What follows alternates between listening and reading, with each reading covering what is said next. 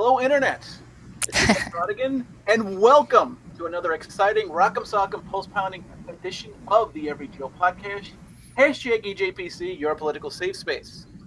This is an exciting day because after what, actually, it's been an exciting week because after what seems like 85 years, we finally started voting in the 2016 election, which we'll be discussing coming up with our two great guests.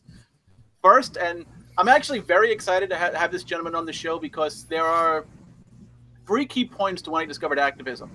And one of which was when my boss caught me slacking off at work one day on the Drudge Report. She called me into her office, and here I am. I expect I'm getting reprimanded, and instead she told me, listen, if you like politics, you should check out the captain's quarters, which eventually became hot air. And that's one of the main reasons why I'm here. So if you hate hearing from me, you can blame our guest. At Morrissey, hotair.com, welcome.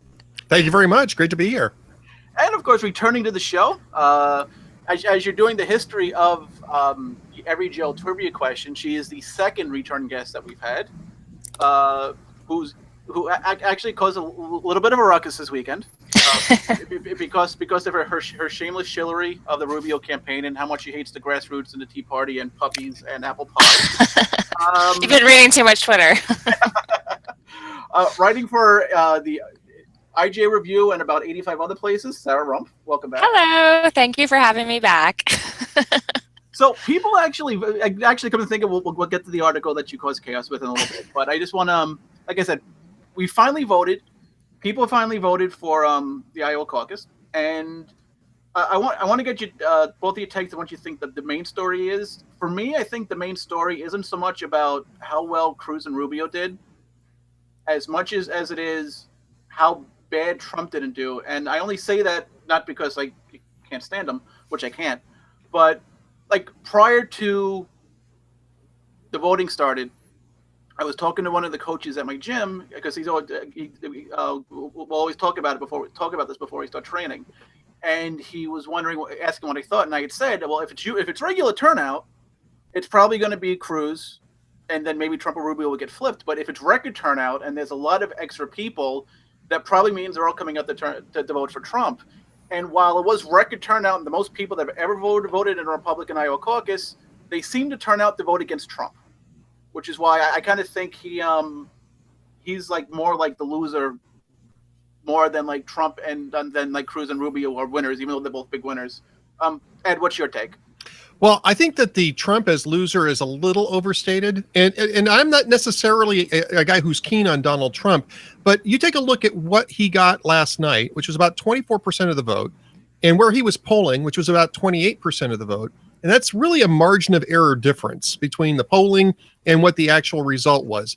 And this is a guy whose ground organization is at best rudimentary in Iowa.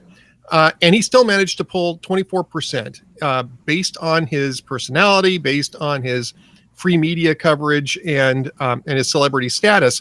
So I don't necessarily consider that Donald Trump was a big loser or that this was a humiliation. I know a lot of people are thinking that, but I actually think that this was just sort of what cost him there was maybe not showing up for the debate. And final outcome was about 6.5 points higher than what his RCP average was going into the caucus yesterday. And that is a significant difference. Polls leading up to Iowa the last couple of weeks all showed him with a sizable lead, and that disappeared. So he went from being the front runner to almost coming in third. A couple different weather flukes, a couple different tweaks here and there in advertising targeting, and we might be talking about second place Marco Rubio. I mean, that was so close and they ended up getting the exact same number, got 8, and Marco Rubio and Donald Trump walked away with 7 last night. The other thing I think was interesting, you talk about me writing for everybody. I wrote a piece for Opportunity Lives that got posted in the morning that looked at some of the late-breaking polls that included in their polling universe Friday and Saturday, and those showed one of the pollsters saw a significant decrease for Cruz and an upswing for Marco Rubio. There was some other exit polling that found that a lot of the late-breaking and late decision makers were going for Rubio. All this talk of whether Marco Rubio is a real thing or just a cute hashtag, there really were some signs of people drifting towards Rubio. But now with he still does not have an organized, concentrated, great ground game anywhere. So with him not getting the free media, with finally some of the Republican PACs and things starting to throw stuff at Donald Trump. One of those PACs that Rick and were working on actually had an ad that was shown to move people by a couple points. Once all this starts coming to bear, he's not getting the free media. He doesn't have the ground game. I think he's going to find it and increase. I don't think he's going to drop out anytime soon, but it's going to be an increasingly upward slog for him. And I think most people would agree that Cruz had to win Iowa. Yes. Now he could take a little bit of a break, and now it gets to the point where Rubio and Trump have to finish top 2 in New Hampshire to move forward. And Ed, I was wondering, A, if you agree, or B, if you could see any of the other candidates, like, playing spoiler and getting in, or are we looking at a 3-man race right now? No, I don't think we're looking at a 3-man race. And certainly the 3 people who came out of Iowa look good. But, I mean, Jeb Bush spent money in Iowa, which was a bad mistake on his part. He should have just stayed in New Hampshire. But John Kasich wasn't spending a lot of money or time in Iowa. In fact, he was in New Hampshire last night rather than in Iowa at the caucuses. And Chris Christie has been basically living in New Hampshire. So I think you're looking at a 6-person race, if you will, in New Hampshire. And everybody else who's not part of that, like Ben Carson, maybe you could argue would be 7th.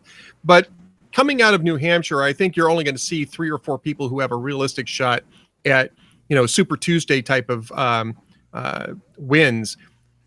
The thing about New Hampshire is this: it's only 7 days away. I mean, so it's a week from today, and the RCP average as of this morning over the past month in New Hampshire has Trump up by 22 points over the nearest rival.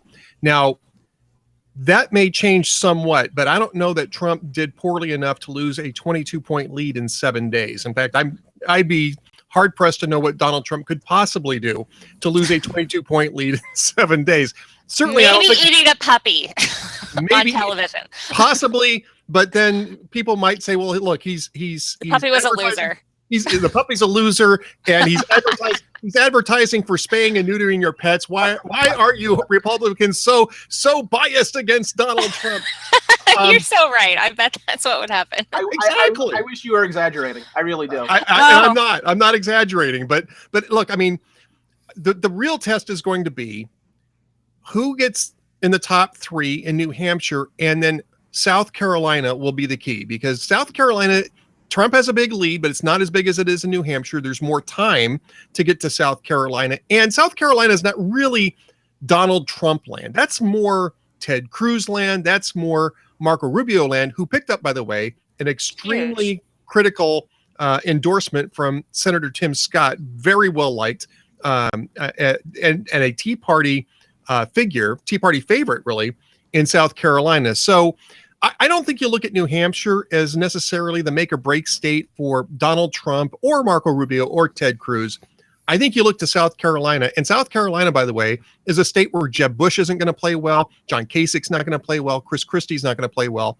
So if none of those 3 guys end up in the top 3 in New Hampshire, I think they pack it in, and just I think their donors tell them, go back home because it's not working. We're gonna try to land with either Cruz or Rubio and try to stop Trump. That's probably what will happen after New Hampshire. Yeah, and I think going into South Carolina, like the big endorsement that's left is Nikki Haley, and I was wondering, Rubio's gotten Gowdy, Rubio's gotten Tim Scott. Unfortunately, and this is you could read about this all over the internet. A lot of key people in Rubio's campaign are persona non grata with the Nikki Haley people, because besides trying to run a brutal primary against her, they also tried to start a rumor that she was having an affair after she beat them. And I was wondering, are we sure?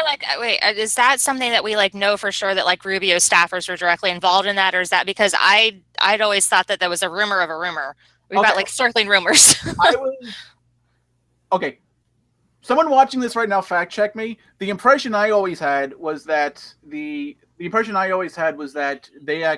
were confirmed, at least maybe not involved in the rumor, but involved some dirty stuff. And there was an article in BuzzFeed that came out after the response to the State of the Union, that basically said the people who are working for Rubio's campaign are pretty much dead to like Haley people. And I'm wondering if that would affect her endorsing him. Would she endorse Cruz just because, F you, or or do we think? I mean, or in all honesty, do we think endorsements even matter that much at this point? Oh, I see her more likely to stay out. Oh, sorry. No, go ahead, because that's exactly what I was going to say. So you go, Sarah. Honestly, I see her more likely to stay out. She's in a very, very interesting position right now where she's got pretty high approval ratings among conservative activists, both in her state and around the country. She's still very young. She's got a very bright future. And her name is getting thrown out as a possible VP pick, if not this time, then in a future election cycle. So if she steps in a primary where everybody is right neck and neck with each other and she doesn't pick the winner, there's a lot more upsides for Nikki Haley for doing what Ben Sasse did, where he said Trump is not the option and everyone should go for Cruz or Rubio. I see Haley either staying out of it or saying more anti-Trump things. I mean, her after the State of the Union speech was essentially a "Come on, good Republicans, Trump's not our answer." That kind of message is a much safer strategy for her.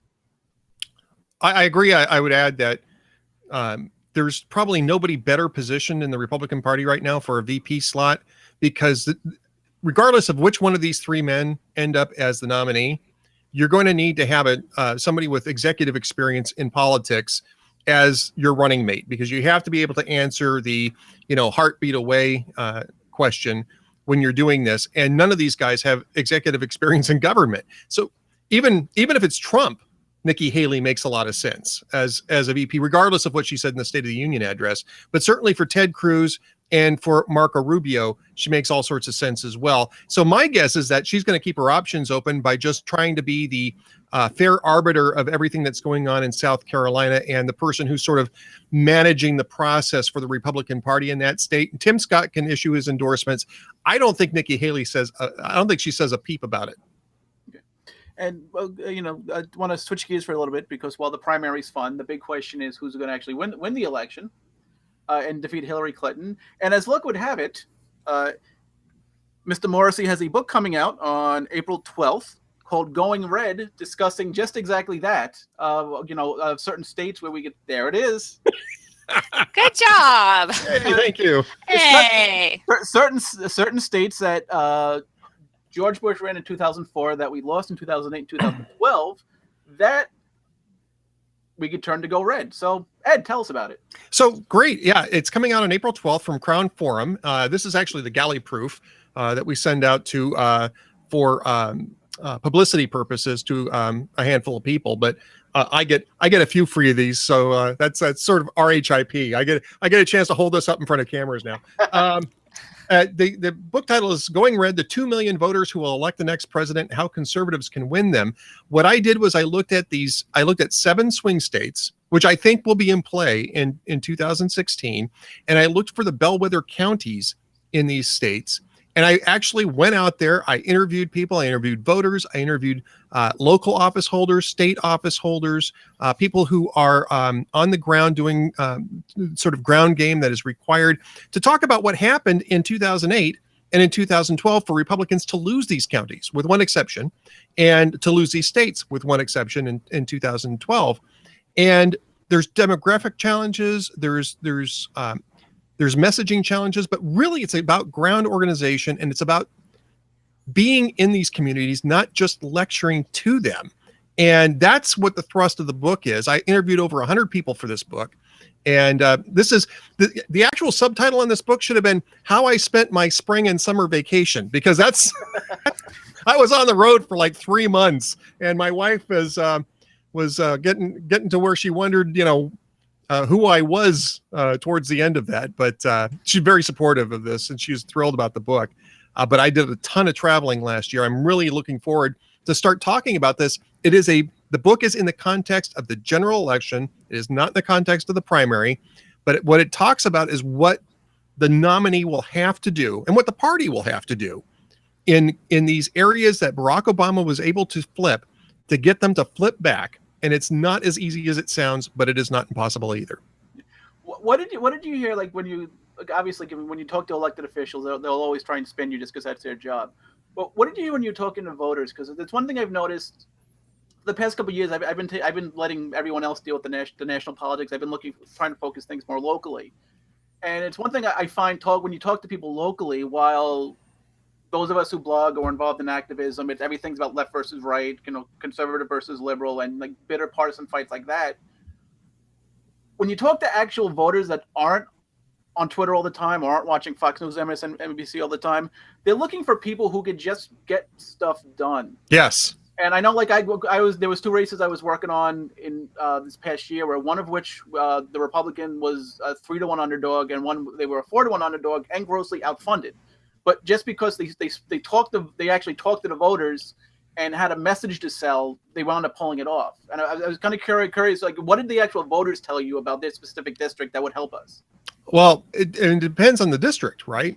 Yeah. Let me give you an example that actually didn't make it into the book. So I'm in Cincinnati, which is under an EPA mandate to separate its sewage and storm drain systems, because up until very recently they have been combined, and the EPA has been for the last 40 years trying to change that, because Cincinnati is hardly the only one that does this. So Cincinnati came up with this very expensive plan to meet the EPA standards, and the EPA accepted it. Well, in between those two things, they discovered that they could actually do the same thing. They could accomplish the same thing for 40% lower cost, and it would be effective. It would meet the standards of the EPA, and the EPA refuses to reopen the case.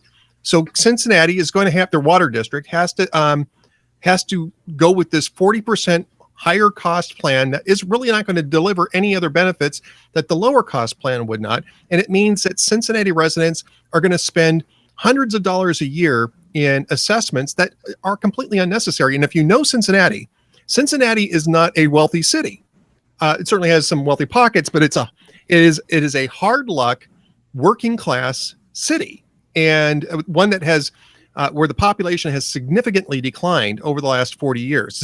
It's the only place I went to which had a net population loss. And so when you talk about the EPA, I mean, this is the issue with Republicans. They'll come into a place like Cincinnati and talk about, we have to do, federal government's too big. There's too much regulation. And they talk about these things in what I call 30,000 foot terms. What they should be doing is they should be saying, when you get your bill from the Metropolitan Water District and it's $70 higher than it used to be every month, or $60 higher than it used to be every month. Do you know why that is? And everybody in Cincinnati will know why that is. And they'll say, that's the type of regulation, silly regulation that we need to get rid of. There's examples of that in Colorado. There's examples of that in Wisconsin, in Green Bay, where, which is one of the other places that I looked at. There's examples of that in Tampa, although it's not as big of an issue there. That's how you deal with your ideology, is you have to put it in terms of how the people live their lives in these individual communities. Because when you just go in there and say government regulation's too big and we got to get rid of it, they're going, yeah. I've heard all this before. But when you walk in there and you say, look, I've seen your water bill. Do you know why you're getting stiffed on your water bill? This is the reason why. And these are the administrators that were responsible for it. And your city tried to fix it. And Barack Obama and his people don't want to fix it because they want you to they want to force you into the plan that they like more than the plan that will actually work. That's getting where people live. And I would even argue, don't even mention Barack Obama. He's gone. He's retiring. He's out. There is an emotional attachment to those 2008 and 2012 votes that creates a large emotional obstacle for people to listen to the Republican message, because people are still defending their decision to vote for Obama in 2008 and again in 2012. They should avoid it. They should go around it. He's a non-issue. People want to hear about the future. They don't want to hear about the past. That's part of what's in the book as well. And I guess, Sarah, we'll go to you with that. And everything you just said makes perfect sense. And we discussed on episodes like this, and like some of the conferences we go to, we discuss these things all the time. why doesn't the party actually do that? Because literally everything you just said to a T makes perfect common sense to anyone who has common sense. And yet we're going to start campaigning and talk about how Obama is a lawless president, and that's how we think we're going to win.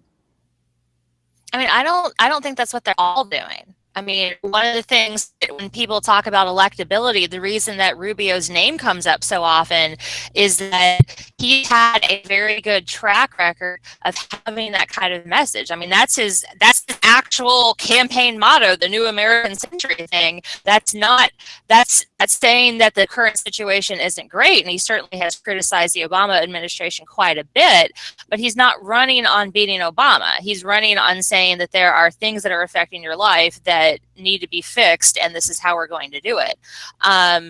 Getting things done, there's a point, and I think Ed made a really good point. The Republicans can't just run on, oh, government's too big, there's too many regulations. That's too vague, and vague, fluffy kind of concepts like that don't really light a fire under people. And the other problem is that as much as Republicans may not want to admit it, there is a certain amount of government regulation and support that people are either neutral on or supportive of or very enthusiastic about. So, I mean, you look at all the trouble that a candidate can get into if they're perceived as wanting to slash Medicare or slash Social Security, that's going to be a dangerous thing.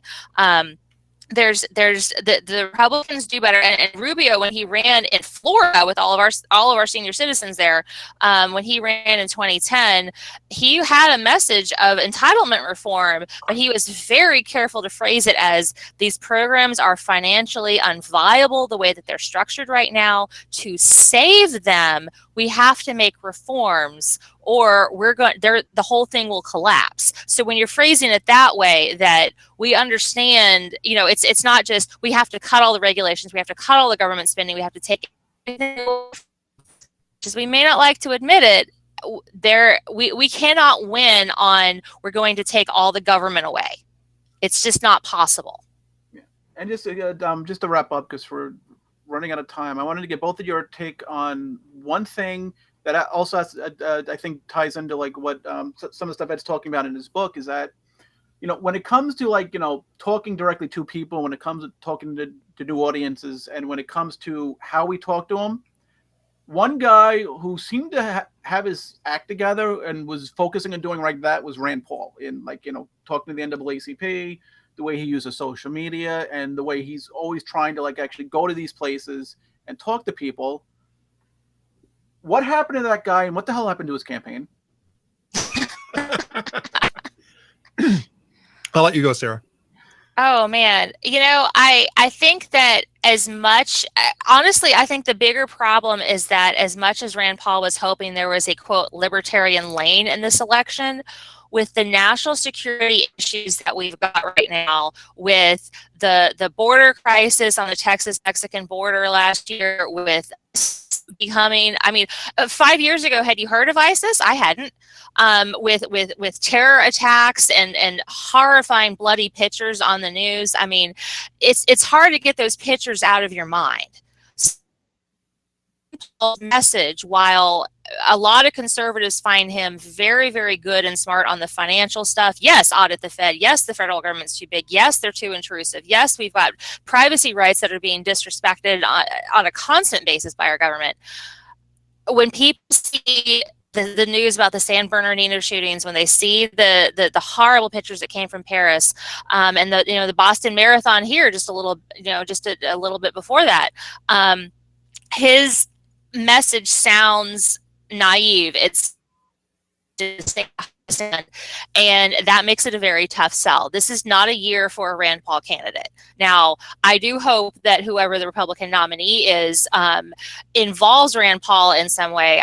Just imagine a Rubio or Cruz is elected, and while they're preparing to get sworn into office, they let the rumor slip that they're considering Rand Paul for chairman of the Fed.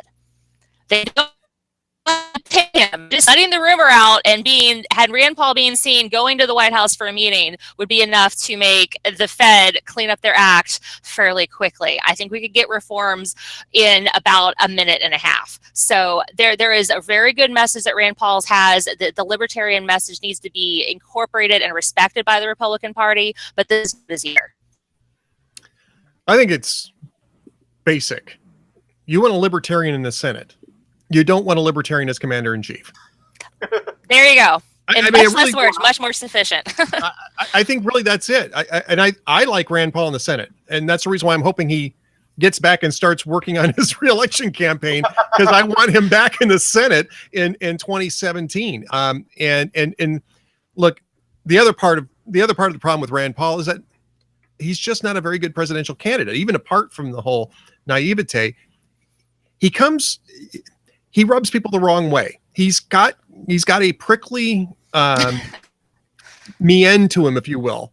And people want to feel comfortable with the person. They want an emotional connection to the person they're voting with, which is another thing that I mentioned in the book.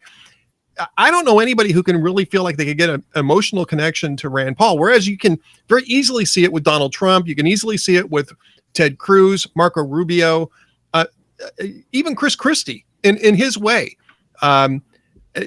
There's an opening there for an emotional connection, especially when you hear Chris Christie talk about his friend who passed away from drug addiction. Very moving story.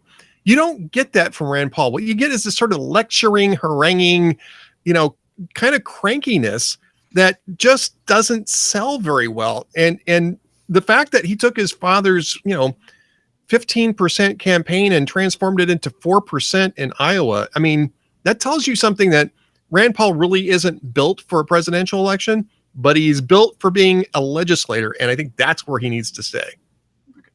And just, we'll get everyone's closing thoughts. But before we do, just a reminder, Going Red, available in hardcover, Kindle, wherever books are sold, if there are even like brick and mortar stores that still sell books. Oh yeah, get it there. We still have brick and mortar stores. So, Ed, your closing thoughts. Well, I think Iowa was an interesting. I think it was an interesting night. I think New Hampshire will be interesting in its own way. I think the race really begins in South Carolina with a significantly narrowed field in the Republican Party. Look for whatever dynamics come out of Iowa to really start emerging in South Carolina. That would be my key. Okay, Sarah. I think that, despite the fact that it's a nasty, tough primary, that Republicans have a lot of reason to be very happy. The Democrats have a caucus that just smelled bad, and Hillary Clinton, with all of her power, money, and influence, and the DNC chair, Debbie Wasserman Schultz, literally hiding all the debates and doing everything she can to throw roadblocks. Bernie Sanders won last night. The Democrats have an old white lady and an old white man arguing over what they're going to have for dinner, and the Republicans had Cuban Americans, first generation Americans, getting a big chunk of the vote. The majority of Iowa Republicans rejected Donald Trump. The top four contenders on the Republican ticket were three minorities. We're in a good spot. And, as much as I detest Donald Trump, if you're a conservative, you've got at least two very good options. Both Ted Cruz and Marco Rubio have strong conservative voting records. They've got the ability to raise the money and put the organization together. There's an ability argument for Marco Rubio, but Ted Cruz is not a disaster either. So there's a lot of reasons for Republicans to be very optimistic, and I hope that people kind of try to remember that. And for my closing thoughts, I just want to give a simple shout out to our good friend Caleb Howe, just because I'm wearing my favorite Deadpool t-shirt today, and I know he would appreciate that. So for Ed, for Sarah, for super producer Aaron, and for my former boss Charlene, in case she's watching this, I just interviewed Ed Morrissey. This has been another episode of the EveryJoe podcast. Find us on everyjoe.com, #EJPC. We will see you next week. Peace.